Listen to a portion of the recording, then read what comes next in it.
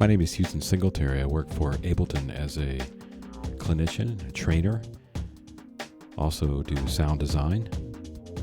And I want to welcome you to the Ableton Live Clinic. Ableton Vocoder. Let's stop right there and let's back up and deconstruct and then recreate everything one more time. It's a lot to absorb. We've got our carrier source on the MIDI track, which is our operator synth, playing this brassy preset called Brass Brzezinski.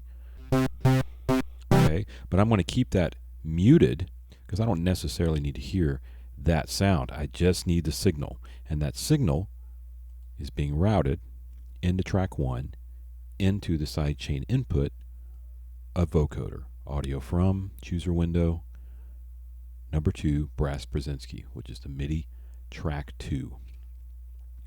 So when I play a note, for example, middle C, we can see the signal, and when I talk, I'm modulating the vocode input with that carrier signal from the MIDI track.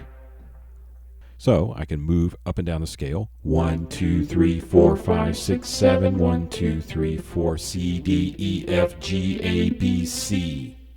So I can keep my voice the same. 1, 2, 3, 4, 5, 6, 7, 8, 9, 10, 11, 12.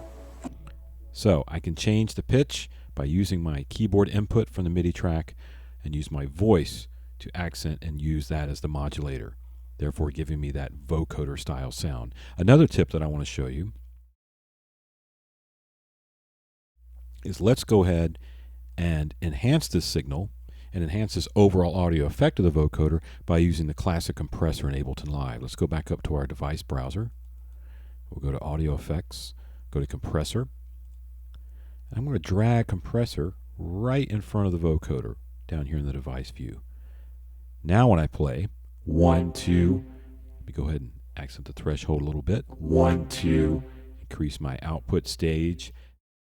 Now we have a nice bright signal, so now I can play some really tight keyboard styles and also use my voice to get a nice crisp signal like this.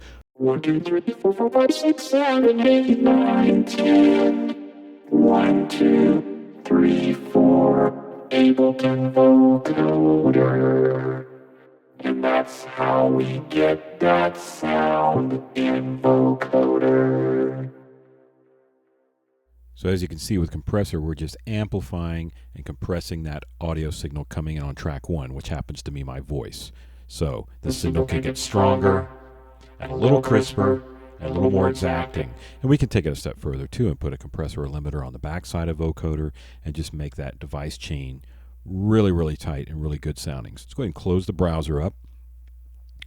Close our I.O. up. And as a matter of fact, let's just review the I.O. for 1 second. On track 1, I'm going to rename that vocoder. And track 2, we've got our carrier, brass. We'll just call it that. Okay, so back here on our I.O. section on our vocoder track, we got external selected. Okay, and use my interface, and I'm going to select input number 1 on my interface, which is my microphone, for a nice mono signal. And I'm monitoring right now with my selection set to input. So I've got a constant input selection and monitoring that vocal signal coming in. Right now it's coming into the compressor in the vocoder. It's not necessarily showing up on the fader until I send that MIDI signal. 1, 2, 3, 4. 1, 2. Something else to keep in mind is on the vocoder itself, so we're bringing this audio in from our MIDI track. Go ahead and select this sub-chooser window to pre-effects. That'll keep things nice and tight, less confusing as you start working with the vocoder. Okay, so now I want to show you how we can record and try to keep things as less complicated as possible. The one thing we do want to do is keep our record enable select on our MIDI track, our carrier track, our brass track, but also now we want to record enable the vocoder track. So you notice when I on the vocoder track, it automatically disengages the record enable on the MIDI track. Well, we can take care of that by holding down our command control key and simply multi-select our record input across both tracks. We'll pop this back into auto up here in our monitor section so we can hear the playback. So now we just want to go ahead and get our metronome. Sounds like a pretty good tempo there. We'll just work with 110. And we're going to go over here and we're going to launch with our scene launch. Something I want to show you with our preferences. And live, we have the ability to record on scene launch. So we'll go to our Record Warp Launch tab. We'll go down to the bottom area under Launch. And we'll select Start Recording on Scene Launch. We want to turn that on. So now we don't have to click and activate each one of these clips individually to record. We can keep everything in sync right over here with our scene launch. So let's give it a shot. We're going to go ahead and record the scene, and we're going to record some MIDI notes. Those MIDI notes are going to act as our carrier signal going into the vocoder, and I'll be making up some vocal lines as well. Keep it kind of basic, but let's just see what we can do. Here we go. This is the vocoder. I can play octaves or very low stuff, or I can play all kinds of chords. So let's go ahead and punch out.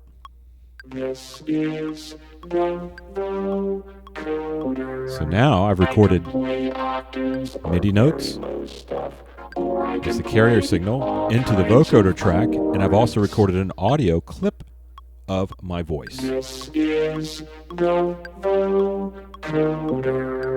I can play octaves. So our MIDI clip very low stuff, and our audio clip. all kinds of chords. And now this way we can have this loop and we can go ahead and start working with different parameters inside vocoder. We take our bands up to 32. We can open the release up just a little bit. Accent a couple of these middle bands. We can also work with a format. This shifts the frequencies of the filter bank itself, giving us more of that male or female perspective in the tone.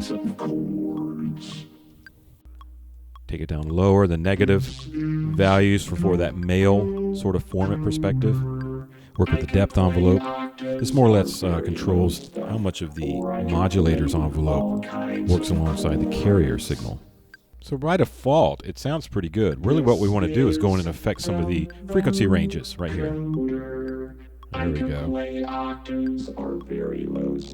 Can bring the initial gain level up. We can select our Enhance Chooser window on our carrier.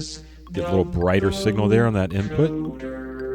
And we can also switch from precise to retro. Gives a little more metallic sound, a little bit more of that vintage sound. It's kind of cool. So I'm going to take my bands back down to 20. Bring my release down to kind of tighten that up a little bit. Very low stuff, or I can play all kinds of chords. So there you go. That's a look at how vocoder works using my vocal as an input modulator and using a MIDI signal coming in from track 2 with this brass preset and operator to achieve that sound. Ableton Vocoder.